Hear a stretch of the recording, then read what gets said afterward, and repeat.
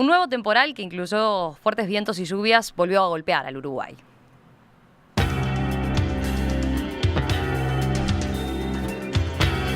Días atrás había sido San Carlos primero y Melo después. Ayer fue el turno de Montevideo y Canelones principalmente. Vientos que en el puerto superaron los 150 km/h, provocaron varios destrozos en la capital, incluyendo vidrieras rotas, árboles y ramas caídos, autos volcados o dañados, techos volados y hasta algunas personas heridas. ¿En qué medida estamos preparados para este tipo de eventos? ¿Hay que asumir que serán algo más común? De todos estos temas vamos a conversar en nuestra entrevista central en los próximos minutos con Fernando Traversa, director nacional del Sistema Nacional de Emergencias. Traversa, ¿qué tal? Bienvenido. Muchísimas gracias a ustedes. Gracias por hacerse lugar en un día como hoy, que supongo que también para ustedes es muy complicado y atareado, ¿no?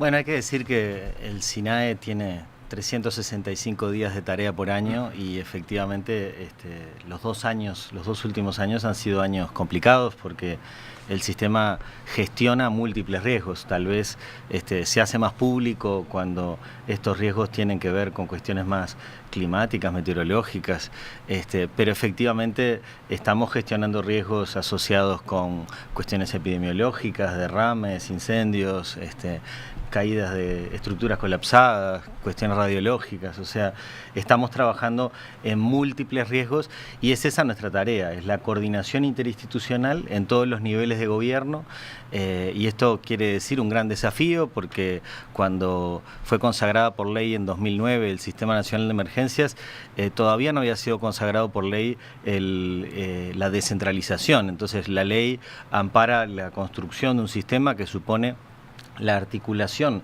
entre el gobierno nacional a través de su dirección nacional y los gobiernos departamentales a través de las 19 centros coordinadores departamentales, a través de los 19 comités departamentales que además son presididos por los intendentes en cada caso. Pero no tomaba una previsión específica para los municipios y se viene trabajando muy activamente en algunos departamentos más, en otros menos, pero muy activamente en avanzar hacia los niveles municipales. Entonces, nuestro rol es articular esas capacidades entre todos los actores de gobierno, tanto los nacionales a nivel nacional como los nacionales desplegados en el territorio, para ofrecer capacidades para prevenir, mitigar, prepararse, atender, rehabilitar y reconstruir asociado a cualquier tipo de riesgo de los que estemos hablando. Entonces, hay riesgos muy diversos y efectivamente nuestro mayor esfuerzo tiene que ver con trabajar todo el año en la coordinación entre estas instituciones de forma tal que cuando se sucedan eventos de distinto orden ya tengamos previamente establecidos protocolos de trabajo, mecanismos de articulación, que tengamos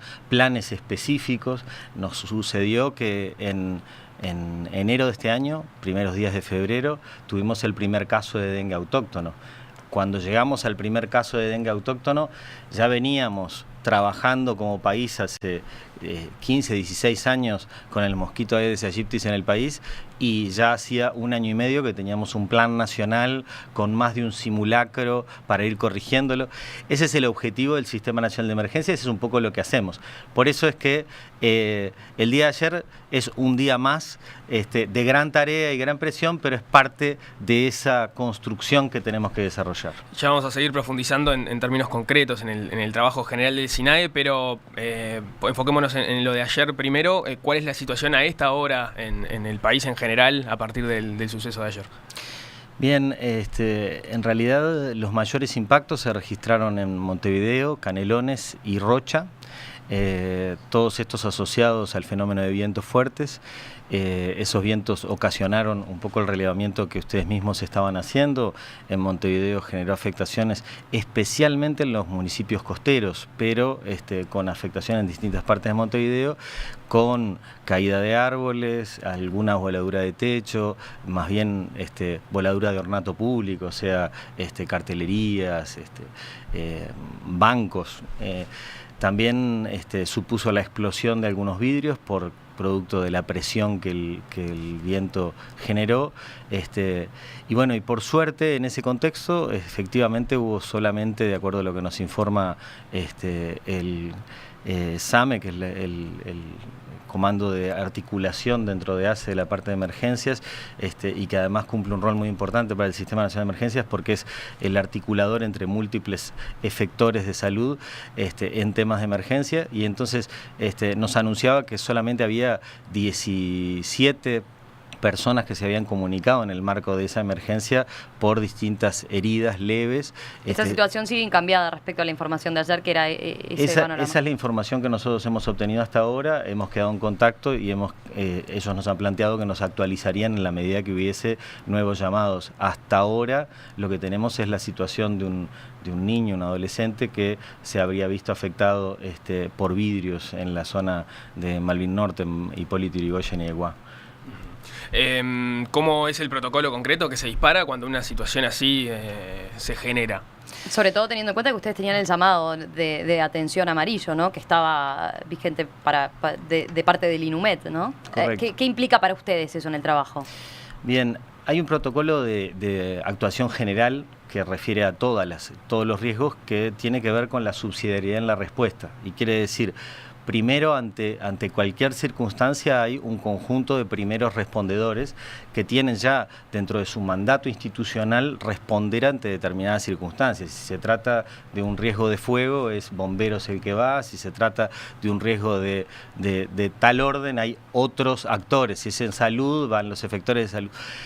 Efectivamente hay un primer nivel que es entre los primeros respondedores. El siguiente nivel es un nivel de coordinación departamental, y allí es muy importante tanto las políticas que los comités departamentales desarrollan para su propio territorio, porque la misma amenaza en distintos departamentos puede generar riesgos distintos. Si yo tengo un departamento forestado con casas en el medio, el riesgo potencial de que ante un viento los árboles caigan sobre casas es mayor que en otro que los tiene forestados, pero en áreas de forestación privada separadas de las viviendas. Entonces, naturalmente, en cada uno de los departamentos se trabaja en el mapeo de los riesgos, en el análisis de los mismos y en la observación de los impactos. Y la preparación para la respuesta. Ese nivel de lo departamental, que es presidido por los intendentes en cada caso, es en donde se conserva el primer nivel de la respuesta y de articulación entre el gobierno nacional y los gobiernos departamentales. ¿Por qué hago este hincapié? Porque de hecho, en cualquiera de estas emergencias, el nivel se ha conservado de la respuesta, se ha conservado en el nivel de lo departamental. Nosotros somos actores de articulación y de complementación de capacidades. Recién cuando se ven superadas esas capacidades de nivel departamental es que el gobierno nacional pasa a mandatar la respuesta, digamos. Entonces, recién en el tercer nivel de subsidiariedad ingresa la Dirección Nacional para conducir la respuesta. En ese mecanismo articulamos con múltiples actores, y entonces las alertas nos las ofrecen cada actor por su distinto saber técnico y distinta ubicación. Si tiene que ver con fuegos, es bomberos quien nos advierte de la presencia de un fuego. Si tiene que ver con cuestiones meteorológicas, es el INUMED que nos comunica las advertencias. En este caso en particular, lo que hace es, nos va mandando informes previos, esos informes previos que dicen, se espera un fenómeno entre tales días y tales días, que todavía no tenemos el detalle suficiente como para saber va a pasar esto tal día, va a pasar esto tal otro, y eso hace un informe previo. Ese informe previo no es público, es un informe que nosotros mandamos a todos los centros coordinadores departamentales de emergencias. Eso quiere decir que todos los coordinadores designados por los intendentes en cada caso, y por tanto responsables de coordinar las capacidades a nivel departamental, reciben esa información.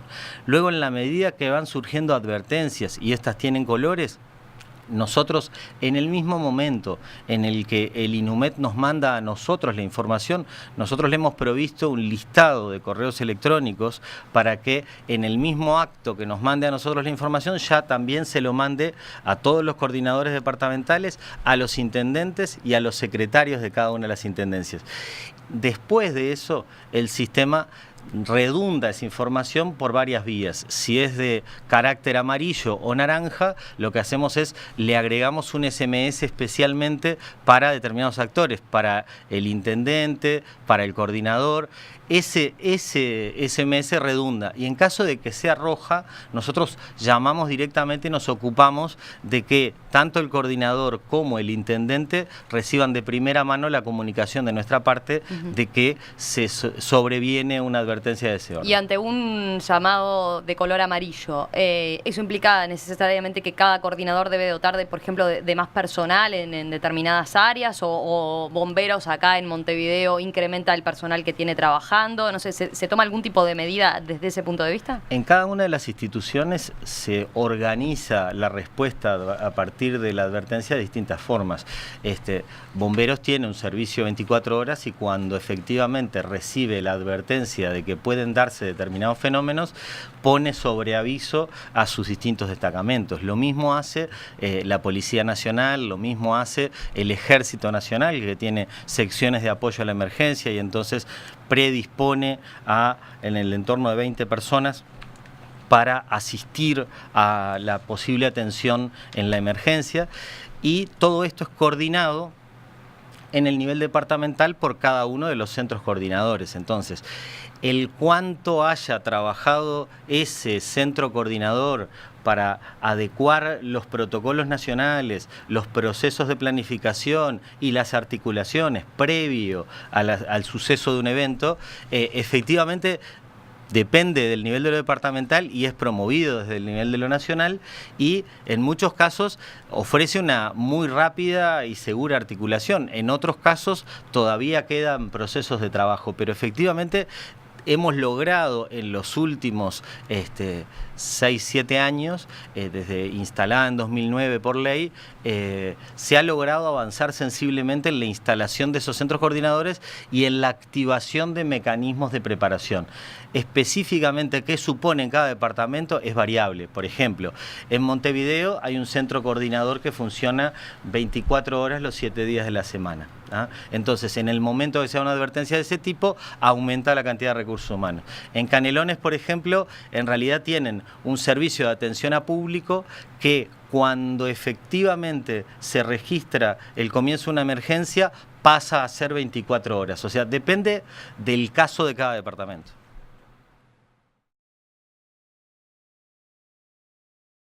Un nuevo temporal que incluyó fuertes vientos y lluvias volvió a golpear al Uruguay ayer.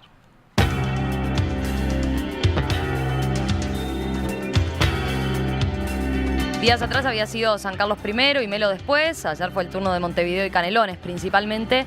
¿En qué medida estamos preparados los uruguayos para estos eventos? Hay que asumir que serán algo más común.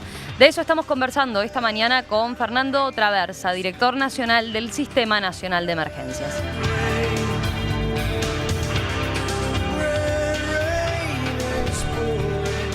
Traversa, de algún modo la pregunta la dejaba planteada Romina en esa segunda introducción. Han sido meses complicados en cuanto al clima. El Sistema Nacional de Emergencia no trabaja exclusivamente con esto, como usted comentaba al inicio de la entrevista, pero evidentemente este ha sido un año intenso en los últimos 12 meses a propósito de este tipo de situaciones. Efectivamente, ustedes coinciden con que esto se está presentando de manera más frecuente que antes, que implica tomar recaudos, porque el escenario es de algún modo nuevo. Yo primero que nada, no soy meteorólogo, por tanto, que sea más frecuente o menos frecuente es algo que deben analizarlo técnicamente. Lo que nos dicen los técnicos es que en realidad transitamos por un fenómeno de variabilidad climática, que es el Niño, y por otro fenómeno de variabilidad climática, que es la Niña, y eso generó un conjunto de los fenómenos que vivimos en los últimos 2 años. Nosotros sí sabemos que el país está... digamos, en un país que tenemos el 95% de la población en el 5% del territorio, había una modalidad productiva que hacía que el campo estuviera muy desperdigado y muy vacío de personas. Eso ha cambiado en los últimos años, ha cambiado el uso del territorio que tenemos, ha cambiado en la medida que se ha concentrado todavía más la población, también hay más población en áreas inundables. Entonces hay un conjunto de riesgos que de pronto hoy tenemos que antes no teníamos y que tienen que ver con el uso que hemos dado del territorio y que tal vez los mismos fenómenos se daban, pero nosotros no éramos afectados por ellos. Por tanto, es importante a la hora de comprender qué es un riesgo, que no debemos hablar solamente de la amenaza, tenemos que hablar de la amenaza que acontece, pero también tenemos que ver la vulnerabilidad que tenemos y tenemos que ver la exposición que hemos tenido y además tenemos que ver la incertidumbre. Todos esos aspectos hacen parte de analizar los riesgos. Efectivamente, en el último año, bueno, a esta fecha del año pasado estábamos con 25.000 personas desplazadas en el norte del país por inundaciones, las segundas inundaciones históricas más grandes del país. En abril estábamos con tornado y con las 19 departamentos inundados. Pasamos la primavera con un conjunto de fenómenos de vientos muy fuertes, o sea que las afectaciones de carácter meteorológico son importantes. Que tenemos que estar más preparados, no hay dudas, porque siempre debemos estar más preparados. Y yo debo decir que el país tiene que celebrar el hecho de haber consagrado por ley en 2009 la existencia del Sistema Nacional de Emergencias, porque efectivamente es un mecanismo que ha ido demostrando ser capaz de articular no solamente la respuesta cuando acontece una emergencia, sino la preparación y las acciones de mitigación para evitar que alguna de esas emergencias pasen. Ese punto es bien interesante teniendo en cuenta, por ejemplo, lo que pasó ayer. ¿Cómo trabajan ustedes el aspecto de la comunicación a la población? Hoy más temprano, cuando entrevistábamos a la presidenta del directorio del INUMED, Madeleine Renon, ella nos decía, bueno, la población tiene que saber que ante fenómenos y advertencias de color amarilla, como la que sucedió ayer, episodios como los que se dieron acá en Montevideo, con estas rachas de viento tan fuertes y con estos daños que se causó, pueden efectivamente ocurrir.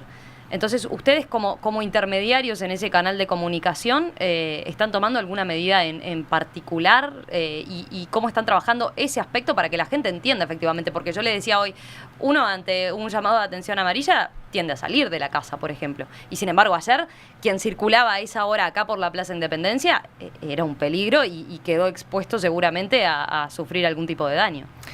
Estamos hablando de un sistema que integra instituciones y que tiene roles distintos. El Instituto Uruguayo de Meteorología es quien realiza la advertencia y de hecho tiene una aplicación, está disponible una aplicación para que cada uno de los celulares pueda recibir esa comunicación en el acto en el que se hace pública. El Sistema Nacional de Emergencias lo que hace es coordinar esas capacidades y por tanto nosotros a nivel nacional lo que nos ocupamos es de que los actores que articulan las capacidades de respuesta, tanto en el nivel departamental, municipal, sean los que reciban esa comunicación y además nos ocupamos de brindar un conjunto de recomendaciones a la población, porque esa es nuestra función. La función del Instituto Uruguayo de Meteorología es desarrollar los pronósticos, las advertencias y tiene una aplicación que está disponible para que pueda recibirse. Claro, de hecho, para precisar, en este momento el SINAE en realidad su rol más importante lo jugó o lo tendría que jugar más adelante si la situación se complica, ¿no? Cuando estableció los protocolos, la forma de comunicarse y ahora está dentro de la órbita de los comités coordinadores departamentales y bueno, si la situación se complica, ahí entraría de nuevo el SINAE a jugar, ¿no? Pero en este momento es como que está expectante ante la situación con el trabajo que ya hizo estableciendo los protocolos y bueno, y por si la situación se pone un poco más es importante hacer saber que es el SINAE todo el que está trabajando todo el tiempo, porque en realidad es el centro coordinador departamental el que ahora está trabajando en la respuesta y es parte del SINAE, es la articulación de este sistema en el nivel departamental. Cuando el Instituto Uruguayo de Meteorología técnicamente informa el sistema, en realidad sobre la base de este conjunto de articulaciones es parte del sistema cumpliendo un rol muy importante, así como el rol importante que tiene hoy la universidad y en breve la articulación que tenemos con la Dirección Nacional de Aguas, el INUMED y el SINAE para lo que sean los posibles riesgos hidrológicos, es decir, sistema de alertas tempranas de inundaciones. Cuando tiene que ver con riesgos epidemiológicos, el papel del Ministerio de Salud en tanto Policía pronunciamiento sanitario es el responsable de advertirnos de determinadas cosas, y en todos los casos el sistema cumple la función de articular las capacidades del Estado en su conjunto. Es cierto que para lograr que esto suceda y siga avanzando, tenemos que trabajar en el desarrollo de una cultura de gestión de riesgo, y por eso también el sistema... Bueno, yo iba a eso con la pregunta, ¿no? Por ejemplo, en lo que ustedes se tienen que enfrentar de comunicarle a la gente qué sugerencias le dan a la hora de una advertencia de color amarillo, ¿no? Sí, eso, tal como otras cosas, también está protocolizado y está organizado. Hay un conjunto de advertencias que efectivamente están impresas, están colgadas en la web, son disponibles en cada uno de los medios de prensa. Efectivamente, hacemos cada vez hincapié en esto, y también es cierto que no hacemos hincapié solamente cuando las cosas pasan, lo hacemos durante todo el año, pero como todos sabemos también no es fácil escuchar algo cuando no me está pasando, claro, y que me quede, digamos. Claro, eso implica que tomemos los recaudos para todas las alertas amarillas, que a veces no pasa nada, y que es lógico que no ocurre porque también está dentro de las probabilidades, ¿no? Exacto, tenemos una guía familiar que se desarrolló en 2014. Esa guía familiar resume de manera muy sintética un conjunto de recomendaciones. Cada vez que hablamos de la guía familiar parece un nuevo lanzamiento, ¿tá? Porque la hemos lanzado públicamente cada vez que algo pasa. Pero, a ver, ¿quiere decir que no hicimos esfuerzos por difundirla? No, la difundimos mucho en cada vez. Lo hemos hecho en escuelas públicas, lo hemos hecho en el nivel departamental, lo hemos hecho en el nivel nacional. El tema es que la comunicación es de dos partes, y si yo efectivamente todavía no he concebido que eso es importante, no le presto atención. ¿Eso está mal de parte de la población? No, es cómo funcionamos todos. Pensando en los canales de comunicación también, un tema que siempre es recurrente cuando ocurren fenómenos como el de ayer, por ejemplo, es el planteo, que lo hemos hecho muchas veces acá, incluso en perspectiva de ¿por qué no utilizar la tecnología que está disponible para comunicar de la forma más directa a la población, ¿no? Pensando en lo más democrático que puede ser, como un mensaje de SMS, un SMS enviado por todas las compañías telefónicas que advierta del llamado de atención, del nivel de riesgo de atención, junto con una serie de recomendaciones, por ejemplo, pensando también en cuando hay advertencia naranja o roja, que se generan dudas si hay que mandar a los chiquilines a la escuela, si se puede salir de la casa o no. ¿Eso en qué está? ¿Por qué no se ha logrado implementar cuando, por otro lado, sí recibimos por otros de otros organismos estatales, ¿no? Publicidad o comentarios, recomendaciones a través de SMS?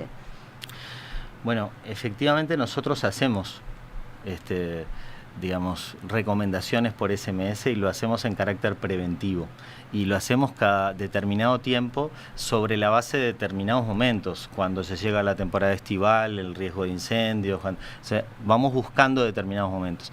También es cierto que la saturación de los SMS hace que la gente elimine la recepción de notificaciones. Entonces es muy importante ser cuidadosos en la administración de ese sistema de comunicación.